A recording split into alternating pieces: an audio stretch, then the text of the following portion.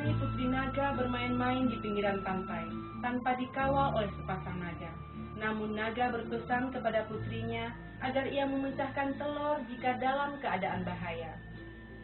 Dari kejauhan di tengah lautan, nampaklah sebuah perahu yang berlayar menuju pinggiran pantai. Terlihat di sana seorang pemuda tampan yang sedang mengamati kecantikan Putri Naga. Kecantikan sang Putri Naga mengundang ketertarikan pemuda perahu untuk berusaha mendekati putri tersebut. Perlahan, perahu pun mendarat di pinggiran pantai. Sang pemuda mendekati sang putri dan berusaha mengajak. Putri Naga dengan cepat melemparkan telur, tanda ia dalam bahaya. Tanpa pengetahuan sepasang naga, pemuda pun membawa lari Putri Naga dengan perahunya. Sang pemuda terus membujuk Putri Naga untuk sudi menaiki perahunya. Dan Putri Naga pun berhasil dibujuknya. Putri Naga pun naik ke atas perahu pemuda tersebut. Pemuda itu sangat bahagia karena Putri Naga berhasil dibawanya. Dalam hatinya, ia bermaksud membawa Putri Naga ke negeri asalnya.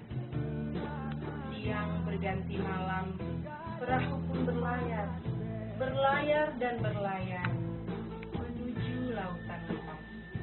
Dengan dihadang gelombang, perahu pun terus berlayar menuju lautan lepas. Tiba-tiba terdengar suara gemuruh. Nampaklah 2 ekor naga yang sedang turun dari puncak gunung. Di Gunung Tuan terlihat seorang pertapa tua yang bernama Tengku Kiai Haji Sulaiman yang sedang bertapa. Kedua naga itu terus menuju lautan dan Tuan Tapa masih dalam pertapaan. Ketika naga itu turun menuju lautan dan mendapati putrinya tidak lagi di pinggiran pantai, sang naga pun murka. Naga marah setelah mengetahui bahwa putrinya dibawa lari oleh pemuda perahu. Naga tersebut berusaha mengejar perahu. Namun tiba-tiba Tuan Tapa mendengar amarah naga tersebut. Ia turun dari pertapaannya dan melihat ke lautan lepas bahwa naga sedang mengobarkan amarahnya. Ia pun turun dan berusaha pula mencegah usaha naga tersebut. Dan terjadilah baku hantam antara Tuan Tapa dengan sepasang naga. Malangnya naga betina pun berhasil dibunuh oleh Tuan Tapa. Naga jantan dengan segera membalas aksi Tuan Tapa. Tongkat dan kopiah Tuan Tapa terpental jauh ke tengah lautan.